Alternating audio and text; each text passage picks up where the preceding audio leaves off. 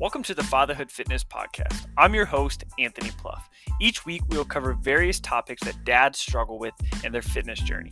I'll give you actionable steps that you can apply right away, not only to take back control of your own health, but so you're able to be a better example for your kids too.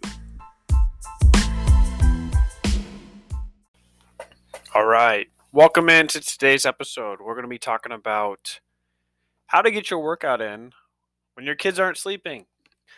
Now, sleep is obviously very important for recovery and making sure that you're best for your workouts.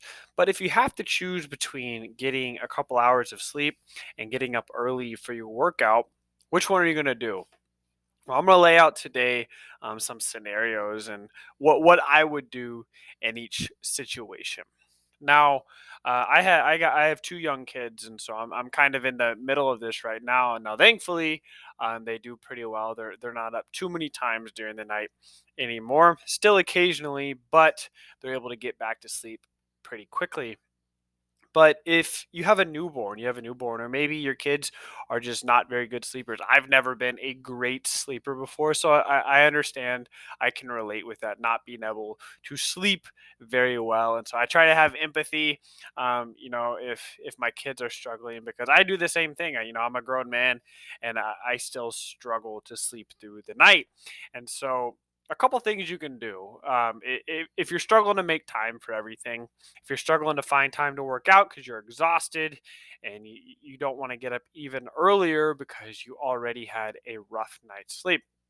And so if your kids sleep pretty well, and it's just an every once in a while thing, then I would say, yeah, go ahead. I would get up and do my workout. If I plan on working out in the morning, and let's say there was a night where I didn't get great sleep, I would probably still end up getting up and doing my workout, because usually if I just have one bad night's rest, then it doesn't seem to have too many lasting effects for me. I'm still able to get a quality workout in.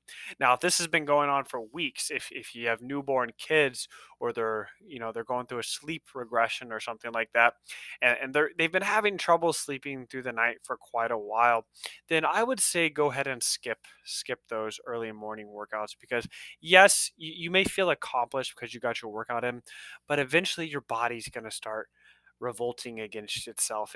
You're going to start breaking down. If you go multiple nights on 3 or 4 hours sleep, and then you're trying to push it hard in the gym, you're not only going to not make progress, and you're not going to make any meaningful progress in the way you want to, but this is the time where you might end up actually getting sick too. So working out is awesome. Working out is awesome because it helps, build up your immune system. It makes you more resilient. It has tons of different benefits. But when we start to push our body too hard and don't get proper rest and recovery, then it can be really hard on us, and it can make the situation worse. So if you've got young kids and they're not sleeping well, you haven't got more than 5 or 6 hours of sleep in a couple weeks now, then working out, going to the gym early in the morning probably isn't for you, because you don't want to be sick.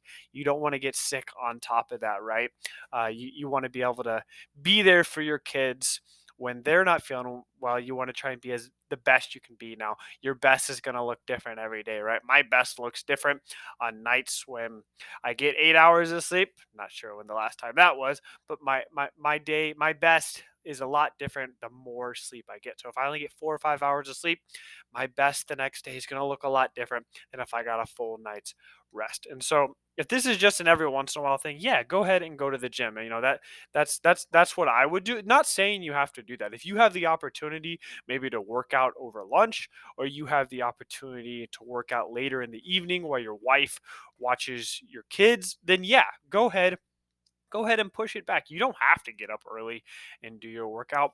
I do most of my workouts in the afternoon because it works well for me. I try not to do my workouts too close to bedtime, because my energy levels go through the roof, and then I have trouble winding down. And so I try and get it done early early evening before dinner, sometimes afternoon, occasionally in the morning, depending on what I have the rest of the day.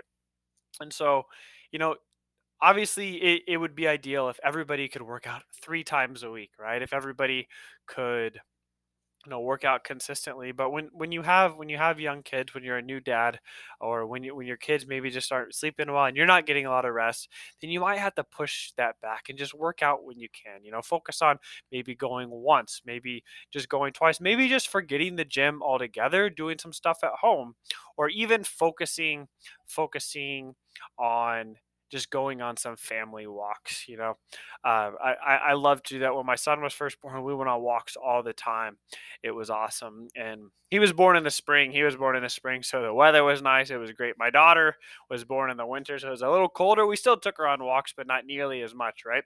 And so that was a great way for me to stay active, because your sleep isn't going to be great, and it could last a week, it could last a month, it could last even longer, and that's probably not what you want to hear, but unfortunately that's the reality. There's a lot of things that are unpredictable, so instead of trying to predict those things, just control what you can. Focus on getting as much sleep as possible. They say when the baby's sleeping, you sleep too. Much easier said than done. I have trouble falling asleep very quickly, especially if I know I have to get up soon. And so that one I understand, that is much easier said than done. But focusing on good nutrition, focusing on staying hydrated when you're tired, your cravings are going to go up. You're going to be a little hungrier as well. So really trying to stay disciplined on the nutrition side of things can go a long way too. And hopefully this time period doesn't last very long for you, right? If you got young kids, hopefully they start to get into a routine, and it can help everybody else out as well. You can start getting back to working out. You can start getting back to taking care of yourself. But if it's a short phase, focus on you're going to get a lot more out of those couple hours of sleep than you are that 30 to 45-minute workout. I'm going to be in a much better mood throughout the day if I got 6 hours of sleep rather than 4 hours, right? Or if I was able to get another hour and a half and get 7.5 hours of sleep instead of, you know, 6 hours. Sleep is such an underrated factor in everything we do, in our mental health and our physical health, and our relationships, how we treat each other, how we can show up and be the best dad that we can be. And so focusing on that sleep, like I said, if it's an every once in a while thing, there's a couple nights a week you got 5 or 6 hours of sleep, and you decide you want to get up and go to the gym because you've missed being in there, or it just makes you feel better, then yeah, go ahead. I do the same thing every once in a while. There'll be a night where I get to sleep a little later than I would plan on it, and that's okay. I'm a little more tired that day, but as long as I don't make it two in a row, that's kind of my motto. Don't don't do things twice in a row. If I have a habit that I'm trying to instill and I miss it one day, that's okay. Just don't miss it 2 days in a row. And so do what works best for your situation. Focus on that sleep, focus on showing up and being the best dad that you can be. That concludes this episode of the Fatherhood Fitness Podcast. Thank you for those of you who took time out of your busy schedules to listen. If you have any questions or comments or an idea for a topic for a future episode, please feel free to reach out, and I'd love to hear from you.